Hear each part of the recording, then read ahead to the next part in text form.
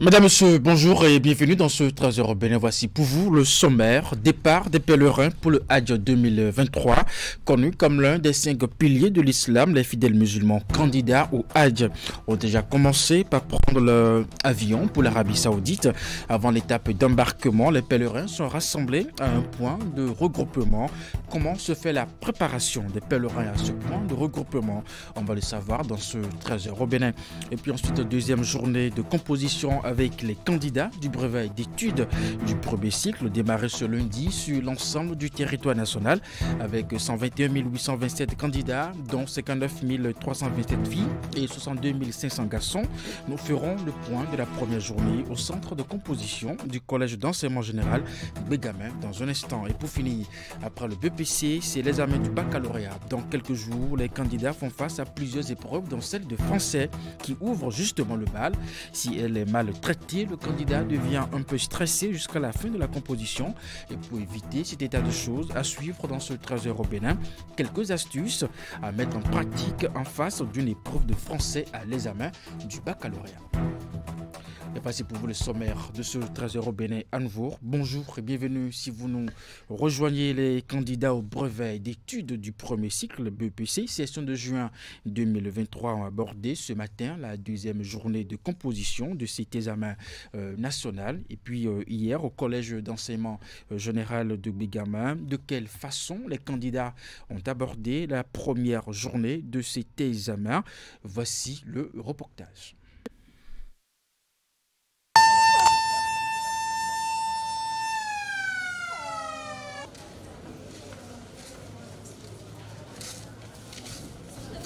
Les candidats au BEPC ont fini pour leur première journée d'examen au centre de composition du CEG Bégamin.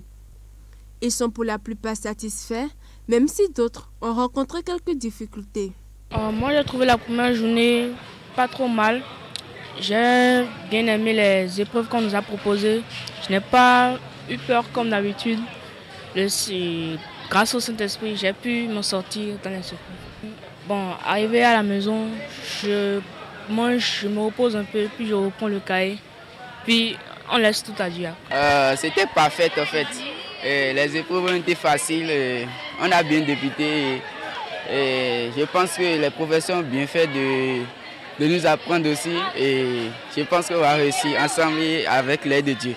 L'épreuve n'était pas mal, c'était abordable. Si tu as appris ta leçon, ça va aller. La première journée a été bien. L'épreuve de français s'est bien passée, l'épreuve d'histoire aussi s'est bien passée.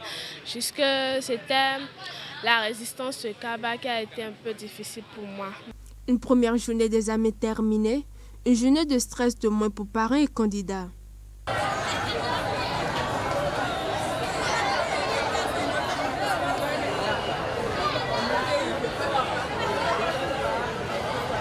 En cette période, les parents ont pris des dispositions pour accompagner les enfants.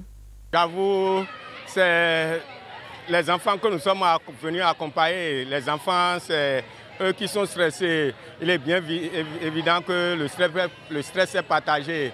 Oui, stressé un peu, mais surtout pour réconforter les enfants, leur apporter, je dirais simplement le réconfort qu'il faut pour qu'ils continuent toujours par travailler dans de très bonnes conditions. Très tôt le matin, nous les avons réveillés. Ils ont été préparés pour affronter les épreuves. Déjà à 6h45, nous étions au niveau du CEG pour leur permettre de reconnaître les salles. Et enfin, ils sont installés. Nous leur avons souhaité bonne chance. À midi, nous étions revenus pour leur apporter à manger. Et ce soir, nous sommes là pour les faire entrer. On s'est réveillé tôt, on est venu à l'heure et tout. Ma fille qui compose ici a pu accéder à sa salle facilement et tout. Donc pour moi, ça s'est bien passé. Pour cette première journée, aucun incident majeur n'a été signalé sauf quelques absents identifiés. Jusqu'à présent, nous avons eu 7 absents. 5 garçons et 2 filles. Pour le moment, tout se déroule bien. Oui, je les invite à garder le calme comme ce qu'ils ont fait depuis le matin jusque-là. Ce soir, qu'ils révisent tout simplement les matières qui vont passer demain. Les parents, je les invite à les suivre particulièrement, à suivre leur santé, ce qu'ils mangent, ce qu'ils n'ont pas l'habitude de manger, qu'ils ne l'expérimentent pas ces jours-ci, et que tout se déroule bien. La journée de demain passe et c'est terminé. Les examens se poursuivent sur toute l'étendue du territoire jusqu'au mercredi prochain. Ils sont appelés à plonger demain sur l'anglais, la SVT, la physique et les langues au choix. Retour à présent sur le lancement officiel de l'examen du brevet d'études du premier cycle BEPC, session de juin 2023. C'est le collège d'enseignement général de Tori à Guaco, dans le département de l'Atlantique, qui a servi de cadre au lancement officiel par le ministre des Enseignements secondaires et techniques de la formation professionnelle. Voici le compte rendu. Le collège d'enseignement général de Tori-à-Guaco, dans le département de l'Atlantique, accueille le lancement officiel de l'examen du brevet d'études du premier cycle BEPC au plan national. Ce lancement est assuré par le ministre des Enseignements secondaires, techniques et de la formation professionnelle, dont la présence dans ce centre de plus de 800 candidats a réjoui plus d'un. Il n'y a rien d'extraordinaire qu'on va vous demander. C'est des choses que vous connaissez déjà. Il ne faut pas avoir peur. C'est une grande joie pour moi. Je suis nouvellement arrivé, j'ai la chance et c'est mon département qui accueille la délégation officielle. Et comme je l'ai dit aux candidats tout à l'heure, l'examen c'est pour l'élève moyen. Et tous ceux qui ont réussi la carte de 4e et passé en 3e, ils ont le niveau, ils sont capables. Et ils ont suivi les enseignements du début jusqu'à la fin. Donc ils ont le niveau et ils doivent réussir normalement. L'examen, c'est pour l'élève moyen, ce n'est pas pour le surdoué. Il suffit d'avoir 10 sur 20. Et je vois qu'avec les conseils qu'on leur a donnés pour maîtriser le stress, je pense qu'ils vont tirer leur épingle du jeu. Et je souhaite bonne chance à tous les candidats du Bénin en général et ceux du département de l'Atlantique en particulier. Nous avons ce matin rassemblé 892 candidats, dont 414 filles et 478 garçons. Pour les absents et les abandons, nous sommes à pied d'œuvre pour que les statistiques soient actualisées et livrées aux autorités compétentes. Pour la matinée de ce lundi, les candidats sont confrontés dès 8 heures aux épreuves de communication écrite et de lecture. Dans l'après-midi, ils composeront en histoire et géographie. Les différents responsables présents au lancement du BEPC à Tori-à-Guaco ont saisi l'occasion pour remercier le ministre Yves Chabi-Kwaro et à travers lui le gouvernement pour tous les efforts consentis pour le bon déroulement de cet examen. Je voudrais rassurer les enfants pour leur dire que l'examen est plus facile que les examens blancs et les devoirs qu'on fait en classe. Donc il suffit de ne pas rester agité et de rester tranquille et de travailler sainement, on pourra réussir. Nous, parents, nous frottons les mains parce que l'année scolaire s'est bien déroulée et s'est bien achevée. Le programme a été terminé, ça je l'ai appris et ça permet aux enfants de donner le meilleur d'eux-mêmes. Pour Tori, c'est un défi. Et ce défi, nous croyons que les enfants vont nous aider à le relever. Et Tori aura les 100% qu'on veut. C'est ça notre souhait. Et nous prions pour eux pour que tout se passe bien. Concentration et don de soi sont donc demandés aux candidats au cours de la composition des différentes épreuves écrites. L'examen du BEPC session de juin 2023, qui a démarré ce lundi, prendra fin le mercredi 14 juin. Les autorités rassurent les parents que toutes les dispositions sont prises pour que tout se passe bien et pour une année scolaire réussie. Et puis ensuite, après le BEPC, je vous le disais tout à l'heure, ce sera le baccalauréat. Dans quelques jours, cet examen, les candidats font face à plusieurs épreuves, dont celle de français qui ouvre justement le bal. Si elle est maltraitée, le candidat devient un peu stressé jusqu'à la fin de la composition. Dako Abel, professeur de français dans un collège, nous donne ici quelques astuces à mettre en pratique en face d'une épreuve de français à l'examen. Il est au micro de Lévis Tounoucoin, Florence Bossa. Un bon candidat à quelque examen qu'il soit doit pouvoir faire preuve d'une attitude certaine pour pouvoir affronter assez aisément l'épreuve, pour pouvoir obtenir les points nécessaires, parce que ce candidat est dans une somme arithmétique. C'est-à-dire qu'en français, par exemple, chez moi, si c'est au second cycle, c'est coefficient 4 ou 5, c'est-à-dire A2, le bac A2, le bac A1 et le bac CD, coefficient 2. À partir de ce moment, il faut que le candidat adopte une bonne aptitude pour pouvoir engranger les points. Revenons-en à la question que vous avez posée. Il doit lire de façon plus calmement l'épreuve qui est soumise à son appréciation, la comprendre les consignes, parce qu'il n'y a pas de consignes qui se ressemblent. Par contre, il y a des consignes spécifiques qu'il doit comprendre et pouvoir répondre assez aisément donc à ces consignes pour obtenir les points. Mais avec l'APC, c'est-à-dire l'approche par compétence, le candidat a un certain nombre de réponses qui lui sont déjà proposées dans l'épreuve. Au second cycle, lorsqu'on lui demande de dire quelle est la convergence entre les tests 1 et 3, alors que le candidat suit régulièrement les cours et il sait que généralement les tests 1 et 3 ont quelque chose en commun, c'est-à-dire l'exercice littéraire, à savoir la discussion et la dissertation. Donc à partir de ce moment, il peut comprendre que les tests 1 et 3 ont en commun le type de test dans une certaine relativité. À partir de ce moment, il part donc des consignes du grand 2 pour répondre au grand 1 assez aisément. En somme, c'est-à-dire que le candidat doit bien lire les consignes, comprendre quelle est la relation, parce que c'est une question de relation entre les consignes pour mieux comprendre et pour mieux engranger les points nécessaires qu'il faut pour pouvoir obtenir de très bonnes notes. Et pour les candidats justement au baccalauréat, c'est toujours la période des révisions. Et dans ce cadre, certains candidats préfèrent prendre des stupéfiants pour résister au sommeil et rester en éveil, ce qu'il faut véritablement éviter. Le dopage chez un élève candidat et ses conséquences sur sa santé sont abordées dans ce reportage de l'Eurobelou, Donatien Sowanon, mon fils de Sabouran. Depuis le début de ce mois de juin, nous abordons la saison des examens de fin d'année au Bénin. Pour bien franchir cette étape importante de leur vie, les candidats font appel à tous les moyens pour s'apprêter. Certains révisent leurs leçons en journée, d'autres par contre préfèrent profiter des temps de nuit pour le faire. Mais pour lutter contre le sommeil, ils prennent des substances comme le café, le citron ou encore d'autres combinaisons de produits que leur proposent des proches. Bon, je me réveille très tôt le matin, je révise les cours littéraires. C'est tout. La prise de produits pour repousser ou contenir le sommeil en période de révision peut se révéler dangereux pour ceux qui s'y adonnent. Parfois, la non-maîtrise de la posologie ou de la composition des dits produits peut agir négativement sur la santé du candidat, surtout des plus jeunes.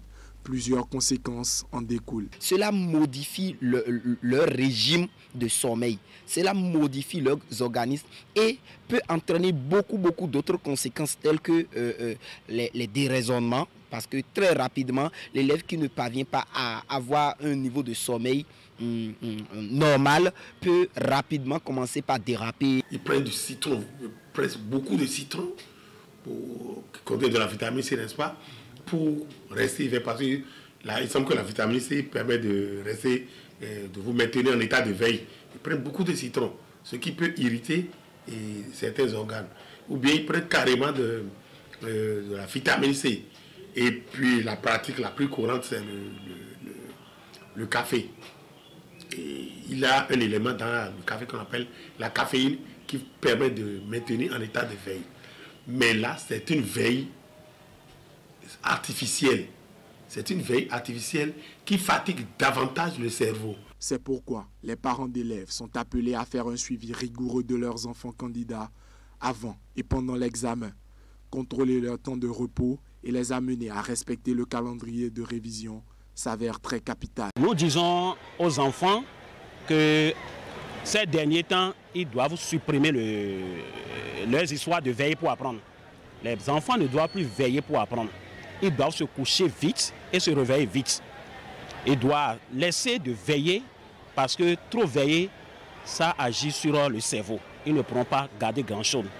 Pour bien affronter l'examen et sauvegarder sa santé et mettre toutes les chances de son côté, le psychopédagogue pense qu'on peut bien se passer des produits dopants et essayer quelques astuces qu'il recommande ici. Je conseille à chaque candidat de bien dormir, naturellement d'abord, parce que la santé avant tout, dit-on. Donc ils dorment bien maintenant. Pour réviser très tôt le matin, ils doivent réviser les matières qui sont littéraires. Très tôt le matin, il faut réviser les matières littéraires parce que très tôt le matin comme ça, votre mémoire, elle est encore fraîche. Et là, ça permet à assimiler tout ce qui est histoire, géographie, tout ce qui est français et autres. Maintenant, les soirs, il faut faire les matières scientifiques les soirs. Parce que quand tu es au tableau, tu es en train de calculer. C'est rare de voir quelqu'un en train de faire des calculs et commencer par dormir au tableau. C'est très rare. Mais il peut en train d'apprendre un truc de histoire géo la nuit rapidement. Il se réveille le matin, le cahier tout mouillé. Chaque maillon de la chaîne éducative doit jouer sa partition afin que candidats, enseignants, parents d'élèves puissent se frotter les mains au soir de la proclamation des résultats. Parlons religion à présent. Départ des pèlerins pour le Hajj 2023, connu comme l'un des 5 piliers de l'islam. Les fidèles musulmans candidats au Hajj ont déjà commencé par prendre leur avion pour l'Arabie Saoudite. Avant l'étape d'embarquement, les pèlerins sont rassemblés à un point de regroupement. Comment se fait la préparation des pèlerins à ce point de regroupement? Voici le reportage. 500 pèlerins environ sont ici en attente de voyager en direction de la Mecque. Ils représentent la 3e vague qui bénéficie de l'accompagnement du gouvernement qui a pris toutes les dispositions pour leur assurer un voyage sans crainte. Sur place, les pèlerins subissent les derniers contrôles avant embarquement. Toutes les étapes partant de la fouille des bagages jusqu'à leur enregistrement. Ensuite, l'embarquement des pèlerins. C'est-à-dire la fouille au corps des pèlerins, la police aéroportuaire, tout le monde est ici sur le site.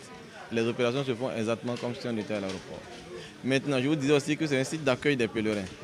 Et nous avons des commodités pour accueillir des pèlerins qui viennent de loin et qui n'ont généralement pas de parents auprès de qui rester le temps du séjour et que les opérations se fassent pour embarquer. Nous avons commencé ce matin le traitement des bagages, l'enregistrement des bagages. Et au bout d'ici 3 à 4 heures, on finira cette opération. Et le soir, ces pèlerins dont les bagages sont enregistrés seront convoqués pour les autres formalités d'embarquement. Ces voyageurs, animés par un sentiment de satisfaction, sont sensibilisés sur les codes de bonne conduite avant, pendant et après le voyage. Les préparatifs s'améliorent davantage. Les innovations s'opèrent. Petitement et qualitativement. Tous les pèlerins du Nord sont déjà présents sur le terrain, sur le site. Ces pèlerins du Nord ont été sensibilisés selon les cahiers des charges et selon le code de bonne conduite. Franchement, ça a été une réussite. Une réussite en ce sens que depuis quelques jours, nous avons déjà reçu les manifestes. Nous savons dans quel vol sont nos pèlerins et en fonction de ça, nous avons pris les dispositions pour les faire venir. Et au niveau du site, franchement, ça a été mieux par rapport à l'année passée parce qu'on s'est rendu compte que c'est le vol, les pèlerins du vol qui doivent partir, c'est eux qui ont accès au site. Encore que les pèlerins qui s'inscrivent chez nous sont très sûrs maintenant qu'ils s'en vont puisque tout se fait au niveau d'une agence et déjà à quelques heures de leur voyage, ils sont déjà informés qu'ils sont partants, donc il y a moins de stress que les années passées. Au total, 10 vols sont prévus pour les 4600 pèlerins enregistrés pour le Hajj 2023 au Bénin. Une hausse de plus de 2000 candidats par rapport à l'année dernière. Le processus jusqu'au dernier vol se poursuit et prendra fin dimanche 18 juin 2023.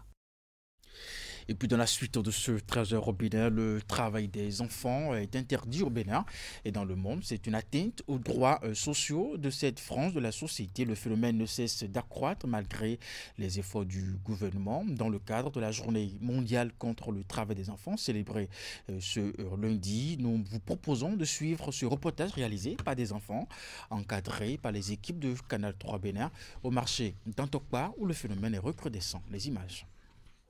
En Afrique 2023, le marché d'Antokpa a servi de cadre au gouvernement et l'UNICEF pour la campagne Tolérance Zéro contre le travail des enfants. Le choix de ce grand espace commercial n'est pas anodin. Un tour sur place et l'on se trouve face à l'évidence.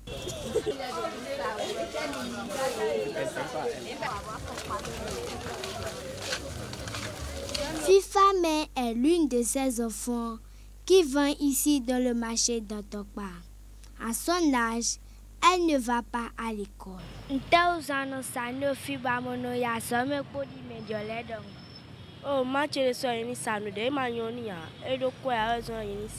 Comme FIFA Mère, ils sont nombreux ces enfants contraints à vendre pour subvenir aux besoins de leur famille.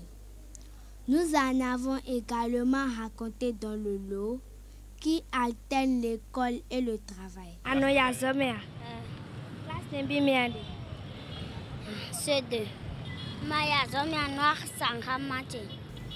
Au marché d'Antokpa, difficile d'emprunter une rue sans rencontrer ces enfants. Ils sont laissés pour compte dans des conditions où ils sont exposés à toutes sortes de risques. Les enfants ne devaient pas vendre au marché parce qu'il leur reste un peu le temps. Peut-être ils sont dans le manque. Ce n'est pas normal que les enfants se promènent dans le marché. Si certains travaillent pour leurs propres parents, il y en a qui sont placés chez des inconnus. Une forme d'exploitation des enfants à des fins économiques. Et bien que conscients du phénomène, quelques parents se donnent des alibis. Marque de moyens. Marque de moyens.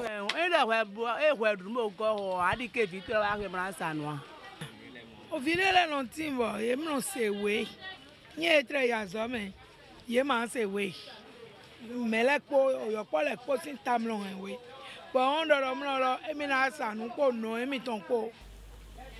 Au Bénin, selon les statistiques publiées par le gouvernement, le taux de prévalence du travail des enfants est estimé à 19,9% en 2022.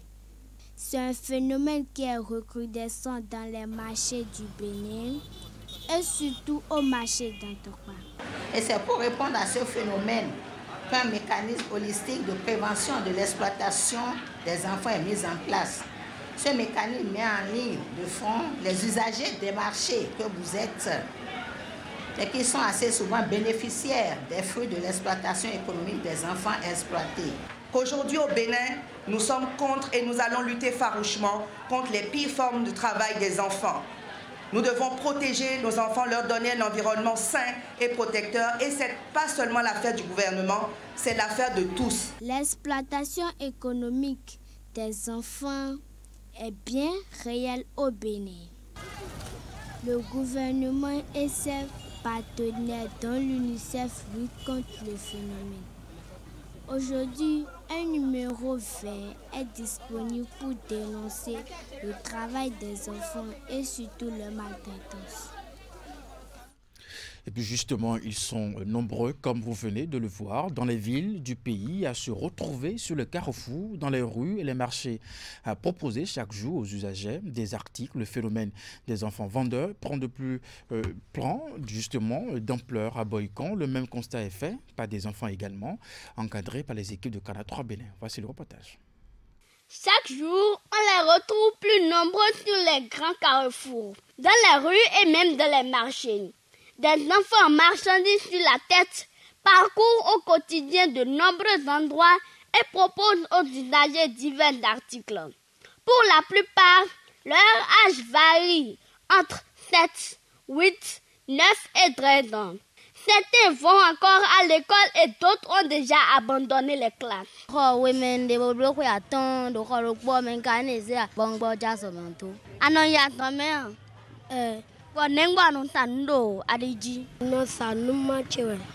de ces enfants, beaucoup s'adonnent à cette activité sur demande de leurs parents afin qu'ils puissent subvenir à leurs besoins mais aussi faire face à leur scolarité. D'autres disent le faire afin d'aider leurs géniteurs ou tuteurs. Mais quand on fait, mais les grands aussi en soi, et pour l'accident, matin, d'Achille, Nyani et Nyani Boje, Amion Sahamiji, Mikunalo, Kwesano, Campacho ou Balelo, Asome Kwesuo. Adame y non joué. So un grand négalo ou grand ya Boje, Sahamaji du Jabas au grand. Au Bénin en général et à Baïko en particulier, la situation prend de nos jours plus d'ampleur. Elle ne reste pas sans conséquence sur les enfants qui font face à de nombreuses difficultés.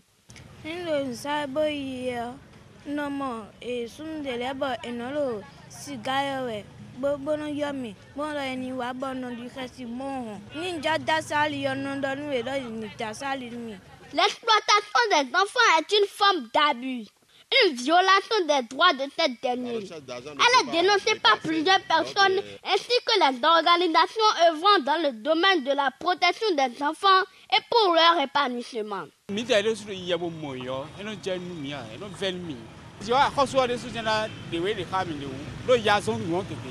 L'enfant peut être victime de violence à tout moment si elle a ses articles sur la tête pour vendre. Il n'y a pas de raison pour laquelle des parents doivent se désengager de leur rôle. Ce n'est pas une volonté de prendre soin de son enfant, mais c'est un devoir. Donc d'abord, il faut de sensibilisation. Après la sensibilisation, il faut qu'il y ait des mesures répressives pour que les parents sachent qu'en ne remplissant pas leurs responsabilités vis-à-vis de l'enfant, il y ait des lois qui les sanctionnent et rigoureusement. En attendant de trouver des solutions pour régler définitivement le problème, la situation interpelle tout le monde. Il urge de faire prendre conscience aux parents qu'ils ignorent encore que les enfants ont des droits qu'ils doivent respecter au risque de subir la rigueur de la loi. Et c'est sur ces reportages réalisés par des enfants, vous l'avez constaté, que nous refermons ce 13h au Bénin. Merci de l'avoir suivi, de votre fidélité. Retrouvez à 16h votre bulletin d'information, 19h30, la grande édition de la soirée. Jusque-là, portez-vous bien et à très bientôt.